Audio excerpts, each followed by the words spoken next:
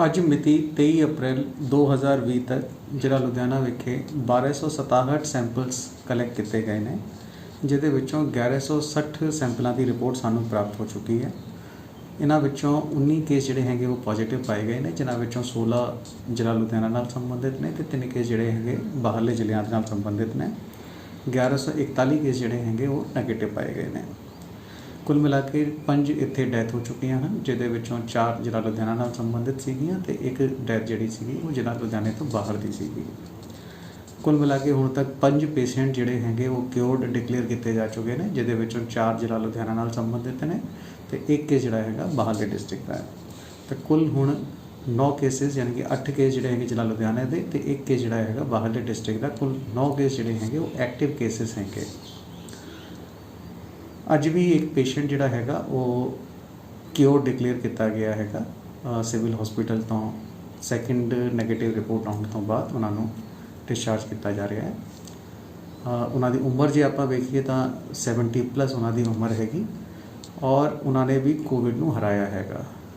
ਕੇਵਲ ਔਰ ਕੇਵਲ ਕੁਝ ਚੀਜ਼ਾਂ ਜਿਹੜੀਆਂ ਅਸੀਂ ਜੇ ਫੋਲੋ ਕਰ ਲਈਏ ਤਾਂ ਇਸ ਬਿਮਾਰੀ ਦੇ ਨਾਲ ਚੰਗੀ ਤਰ੍ਹਾਂ ਆਪਾਂ ਫਾਈਟ ਕਰ ਸਕਦੇ ਹਾਂ।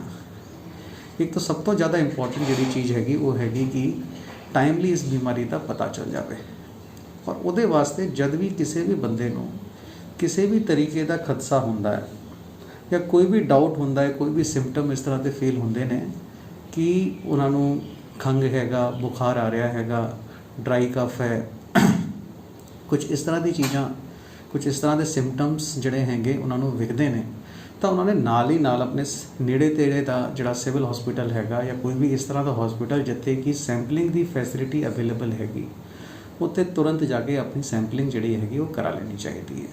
ਕਿਉਂਕਿ ਜਿੰਨਾ ਛੇਤੀ ਤੁਹਾਨੂੰ ਪਤਾ ਚੱਲ ਜਾਊਗਾ, ਇੱਕ ਤਾਂ ਤੁਹਾਨੂੰ ਆਈਸੋਲੇਸ਼ਨ ਜਿਹੜੀ ਹੈਗੀ ਛੇਤੀ ਕਰਤੀ ਜਾਵੇਗੀ, ਤੁਹਾਡੇ ਸਿੰਪਟੋਮੈਟਿਕ ਇਲਾਜ ਵੀ ਜਿਹੜਾ ਹੈਗਾ ਟਾਈਮਲੀ ਚਾਲੂ ਹੋ ਜਾਊਗਾ ਅਤੇ ਨਾਲ ਹੀ ਨਾਲ ਦੂਜਾ ਜਿਹੜਾ ਸਭ ਤੋਂ ਵੱਡਾ ਫਾਇਦਾ ਹੈਗਾ ਉਹ ਇਹ ਹੈਗਾ ਕਿ ਤੁਸੀਂ ਅੱਗੇ ਆਪਣੇ ਆਪ ਵੱਲੋਂ ਕਿਸੇ ਹੋਰ ਨੂੰ ਇਸ ਚੀਜ਼ ਦੇ ਨਾਲ ਇਨਫੈਕਟ ਨਹੀਂ ਕਰੋਗੇ। ਤਾਂ ਮੇਰੀ ਸਾਰੇ ਕੇ ਸਾਰੇ ਲੁਧਿਆਣਵੀਆਂ ਨੂੰ ਬੇਨਤੀ ਹੈ ਕਿ ਜਿਸ ਵੀ ਬੰਦੇ ਨੂੰ ਕਦੇ ਵੀ ਕਿਸੇ ਵੀ ਤਰ੍ਹਾਂ ਦੀ ਬ੍ਰੈਥਲੈਸਨੈਸ, ਖੰਘ, ਜ਼ੁਕਾਮ, ਹਾਈ ਫੀਵਰ, ਇਸ ਤਰ੍ਹਾਂ ਦੇ ਜਿਹੜੇ ਸਿੰਪਟਮਸ ਹੈਗੇ, ਜਿਹੜੇ ਕੋਵਿਡ ਦੇ ਸਿੰਪਟਮਸ ਹੈਲਥ ਡਿਪਾਰਟਮੈਂਟ ਵੱਲੋਂ ਕਾਫੀ ਪਹਿਲਾਂ ਲੋਕਾਂ ਨੂੰ ਦੱਸੇ ਗਏ ਸੀਗੇ, ਉਹ ਸਾਰੇ ਕੇ ਸਾਰੇ ਸਿੰਪਟਮਸ ਜਿਹੜੇ ਹੈਗੇ ਉਹਨਾਂ ਵਿੱਚੋਂ ਕੋਈ ਵੀ ਸਿੰਪਟਮ ਉਹਨਾਂ ਨੂੰ ਆਉਂਦਾ ਹੈ ਤਾਂ ਨੀਅਰੈਸਟ ਹੈਲਥ ਫੈਸਿਲਿਟੀ ਜਿਹੜੀ ਹੈਗੀ ਉੱਥੇ ਜਾ ਕੇ ਆਪਣਾ ਟੈਸਟ ਜਿਹੜਾ ਹੈਗਾ ਕਰਵਾ ਸਕਦੇ ਨੇ। ਹੁਣ ਇਹ ਟੈਸਟਿੰਗ ਫੈਸਿਲਿਟੀ ਜਿਹੜੀ ਹੈਗੀ ਸਿਵਲ ਹਸਪੀਟਲ ਲੁਧਿਆਣੇ ਦੇ ਵਿੱਚ ਤਾਂ ਅਵੇਲੇਬਲ ਹੈਗੀ ਹੀ ਹੈਗੀ।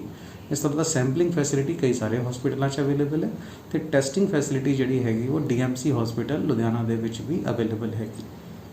ਤਾਂ ਇਹ ਚੀਜ਼ਾਂ ਜਿਹੜੀਆਂ ਹੈਗੀਆਂ ਅਸੀਂ ਛੇਤੀ ਕਰ ਲਈਏ ਤਾਂ ਸਾਨੂੰ ਬਹੁਤ ਛੇਤੀ ਇਸ ਬਿਮਾਰੀ ਦਾ ਪਤਾ ਵੀ ਚੱਲ ਜਾਊਗਾ। ਜੇ ਤੁਸੀਂ ਨੈਗੇਟਿਵ ਆ ਜਾਂਦੇ ਹੋ ਤਾਂ ਤੁਸੀਂ ਰਿਲੈਕਸ ਹੋ ਸਕਦੇ ਹੋ, ਬਾਕੀ ਜਿਹੜੇ ਸਿੰਪਟੋਮੈਟਿਕ ਤੁਹਾਡੇ ਇਲਾਜ ਹੈਗੇ ਉਹ ਕਰਾ ਸਕਦੇ ਹੋ ਔਰ ਜੇ ਪੋਜ਼ੀਟਿਵ ਆ ਜਾਂਦੇ ਹੋ ਤਾਂ ਉੱਥੇ ਆਈਸੋਲੇਸ਼ਨ 'ਚ ਰਹਿ ਕੇ ਆਪਣੀ ਪ੍ਰੋਪਰ ਕੇਅਰ ਕਰਵਾ ਕੇ ਇਸ ਬਿਮਾਰੀ ਨੂੰ ਹਰਾ ਸਕਦੇ ਹੋ।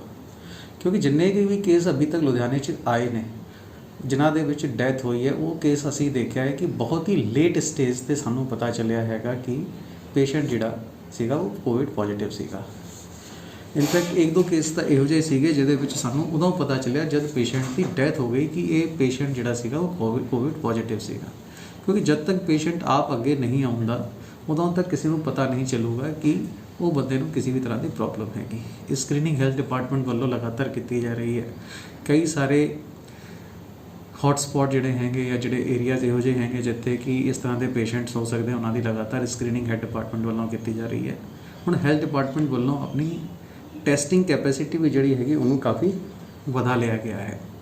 ਤਾਂ ਮੈਨੂੰ ਲੱਗਦਾ ਹੈ ਕਿ ਜ਼ਿਆਦਾ ਤੋਂ ਜ਼ਿਆਦਾ ਲੋਕ ਜੇ ਅੱਗੇ ਆਉਂਦੇ ਹੈ, ਆਪਣੀ ਸਕਰੀਨਿੰਗ ਕਰਾਉਂਦੇ, ਆਪਣੀ ਟੈਸਟਿੰਗ ਕਰਾਉਂਦੇ ਆ ਤਾਂ ਉਹਨਾਂ ਦੇ ਵਾਸਤੇ ਵੀ ਫਾਇਦਾ ਹੋਊਗਾ ਇਸ ਚੀਜ਼ ਦਾ ਅਤੇ ਨਾਲ ਆਲੇ ਦੁਆਲੇ ਦੇ ਸਮਾਜ ਦੇ ਵਾਸਤੇ ਵੀ ਇਸ ਦਾ ਕਾਫੀ ਫਾਇਦਾ ਹੋਵੇਗਾ।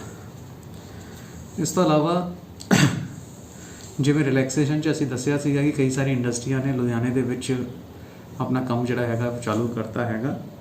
ਹੁਣ ਇੰਡਸਟਰੀ ਡਿਪਾਰਟਮੈਂਟ ਵੱਲੋਂ ਆਪਣਾ ਪੋਰਟਲ ਜਿਹੜਾ ਹੈਗਾ ਉਹ ਤਿਆਰ ਕਰ ਲਿਆ ਗਿਆ ਹੈ। pbindustries.gov.in 'ਤੇ ਲੋਕ ਅਪਲਾਈ ਕਰ ਸਕਦੇ ਹਨ ਜੇ ਉਹ ਇੰਡਸਟਰੀ ਚਲਾਉਣਾ ਚਾਹੁੰਦੇ ਹਨ।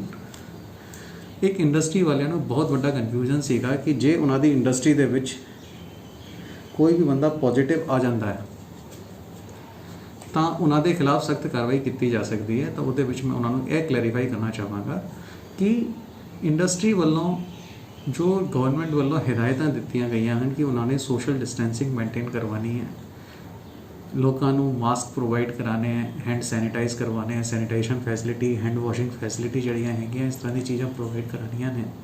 ਇਹ ਸਾਰਾ का ਸਾਰਾ ਇੰਡਸਟਰੀ ਚਲਾਉਣ ਵਾਲੇ ਬੰਦੇ ਦੀ ਜ਼ਿੰਮੇਵਾਰੀ ਹੈਗੀ ਕਿ ਇਹ ਸਾਰੀ की ਸਾਰੀ ਗਵਰਨਮੈਂਟ ਦੀ ਗਾਈਡਲਾਈਨ ਜਿਹੜੀਆਂ ਹੈਗੀਆਂ ਉਹਨਾਂ ਨੂੰ ਪੂਰੀ ਕਰੇ। ਜੇ ਖੁਦਾ ਨਾ ਖਾਸਤਾ ਕਿਸੇ ਬੰਦੇ ਨੂੰ ਪੋਜ਼ਿਟਿਵ ਆ ਜਾਂਦਾ ਹੈ ਔਰ ਇੰਡਸਟਰੀ ਵੱਲੋਂ ਕੋਈ ਵੀ ਕਿਸੇ ਵੀ ਤਰ੍ਹਾਂ ਦੀ ਅਣਗਹਿਲੀ ਨਹੀਂ ਕੀਤੀ ਗਈ ਹੈ ਤਾਂ ਫਿਰ ਇੰਡਸਟਰੀ ਡਿਪਾਰਟਮੈਂਟ ਦੇ ਖਿਲਾਫ ਜਾਂ ਇੰਡਸਟਰੀ ਵਾਲੇ ਬੰਦੇ ਦੇ ਖਿਲਾਫ ਕਾਰਵਾਈ ਉਹਦੇ ਵਿੱਚ ਜ਼ਰੂਰੀ ਨਹੀਂ ਹੈ ਕਿ ਹੋਵੇ, ਲੇਕਿਨ ਜੇ ਅਣਗਹਿਲੀ ਪਾਈ ਜਾਂਦੀ ਹੈ ਤਾਂ ਓਬਵੀਅਸਲੀ ਫਿਰ ਗਵਰਨਮੈਂਟ ਵੱਲੋਂ ਉਸ ਦੇ ਖਿਲਾਫ ਕਾਰਵਾਈ ਕੀਤੀ ਜਾ ਸਕਦੀ ਹੈ। ਤਾਂ ਜਿਹੜੇ ਵੀ ਇੰਡਸਟਰੀ ਵਾਲੇ ਹੈਗੇ ਉਹ ਜ਼ਰੂਰ ਅੱਗੇ ਆਉਣ ਕਿ ਆਪਣੀ ਇੰਡਸਟਰੀ ਨੂੰ ਚਲਾਉਣ ਦੇ ਵਾਸਤੇ ਔਰ ਸਾਰੀ ਦੀ ਸਾਰੀ ਗਵਰਨਮੈਂਟ ਦੀ ਗਾਈਡਲਾਈਨਸ ਨੂੰ ਫੋਲੋ ਕਰਨ। ਜੇ ਉਸ ਤੋਂ ਬਾਵਜੂਦ ਵੀ ਕੋਈ ਬੰਦਾ ਪੋਜ਼ਿਟਿਵ ਆ ਜਾਂਦਾ ਹੈ ਤਾਂ ਓਬਵੀਅਸਲੀ ਜੇ ਉਹਨਾਂ ਦੀ ਗਲਤੀ ਨਹੀਂ ਹੈ ਤਾਂ ਕੋਈ ਵੀ ਉਹਨਾਂ ਦੇ ਖਿਲਾਫ ਕਾਰਵਾਈ ਉਸ ਦੇ ਵਿੱਚ ਨਹੀਂ ਬਣਦੀ। ਇਸ ਤੋਂ ਇਲਾਵਾ ਇੰਡਸਟਰੀ ਤੇ ਉਸ ਦੇ ਨਾਲ ਜੁੜੀ ਹੋਈ ਲੇਬਰ ਔਰ ਗਵਰਨਮੈਂਟ ਵੱਲੋਂ ਭਾਵੇਂ ਉਹ ਕੇਂਦਰ ਸਰਕਾਰ ਹੋਵੇ, ਰਾਜ ਸਰਕਾਰ ਹੋਵੇ, ਉਹਨਾਂ ਵੱਲੋਂ ਇਹਨਾਂ ਨੂੰ ਕੀ ਸਹੂਲਤਾਂ ਦਿੱਤੀਆਂ ਜਾ ਰਹੀਆਂ ਹਨ ਔਰ ਕਿਹੜੇ ਸਿਚੁਏਸ਼ਨ ਦੇ ਵਿੱਚ ਉਹਨਾਂ ਵੱਲੋਂ ਕੀ ਕੀਤਾ ਜਾਣਾ ਚਾਹੀਦਾ ਹੈ, ਉਹਦੇ ਵਾਸਤੇ ਇੱਕ ਅਸੀਂ ਸਪੈਸ਼ਲ ਪ੍ਰੋਗਰਾਮ ਜਿਹੜਾ ਹੈਗਾ ਕੱਲ ਸ਼ਾਮੀ 4 ਵਜੇ ਲੈ ਕੇ ਆ ਰਹੇ ਨੇ।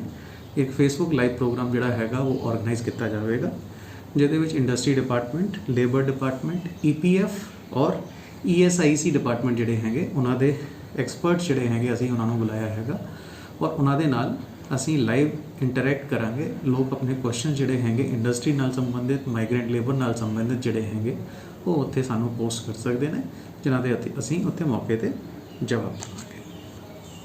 ਇਸ ਤੋਂ ਇਲਾਵਾ ਇੱਕ ਨਵਾਂ ਆਰਡੀਨੈਂਸ ਜਿਹੜਾ ਹੈਗਾ ਉਹ ਜਾਰੀ ਹੋਇਆ ਹੈ, ਕਿਉਂਕਿ ਕਈ ਸਾਰੀ ਥਾਵਾਂ 'ਤੇ ਇਸ ਤਰ੍ਹਾਂ ਦੀ ਸ਼ਿਕਾਇਤਾਂ ਆ ਰਹੀਆਂ ਸੀਗੀਆਂ ਕਿ ਬਹੁਤ ਸਾਰੇ ਹੈਲਥ ਵਰਕਰ ਜਾਂ ਡਾਕਟਰਸ ਵਗੈਰਾ ਦੀ ਟੀਮਾਂ ਜਿਹੜੀਆਂ ਹੈਗੀਆਂ ਜੋ ਕਿ ਲੋਕਾਂ ਦਾ ਇਲਾਜ ਕਰ ਰਹੀਆਂ ਹੈਗੀਆਂ ਉਹਨਾਂ ਦੇ ਉੱਤੇ ਅਟੈਕ ਹੋ ਰਹੇ ਸੀਗੇ, ਉਹਨਾਂ ਦੇ ਨਾਲ ਲੜਾਈ ਝਗੜੇ ਹੋ ਰਹੇ ਸੀਗੇ, ਉਹਨਾਂ ਨੂੰ ਇੰਜਰਡ ਕੀਤਾ ਜਾ ਰਿਹਾ ਸੀਗਾ।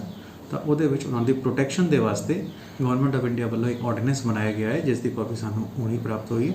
ਉਸ ਦੇ ਮੁਤਾਬਿਕ ਅਸੀਂ ਸਾਰਿਆਂ ਨੂੰ ਇਹ ਵਾਰਨ ਕਰਨਾ ਚਾਹੁੰਦੇ ਹਨ ਕਿ ਜੇ ਕੋਈ ਵੀ ਬੰਦਾ ਇੰਡਸਟਰੀ ਡਿਪਾਰਟਮੈਂਟ ਡਾਕਟਰਸ ਜਾਂ ਹੈਲਥ ਵਰਕਰਸ ਦੇ ਖਿਲਾਫ ਕੋਈ ਵੀ ਕਿਸੇ ਵੀ ਤਰ੍ਹਾਂ ਦੀ ਨਿਊਸੈਂਸ ਕਰਦਾ ਹੈ ਤਾਂ ਇਸ ਐਕਟ ਦੇ ਮੁਤਾਬਿਕ ਉਹਨਾਂ ਦੇ ਖਿਲਾਫ ਕਾਰਵਾਈ ਕੀਤੀ ਜਾ ਸਕਦੀ ਹੈ। Thank you.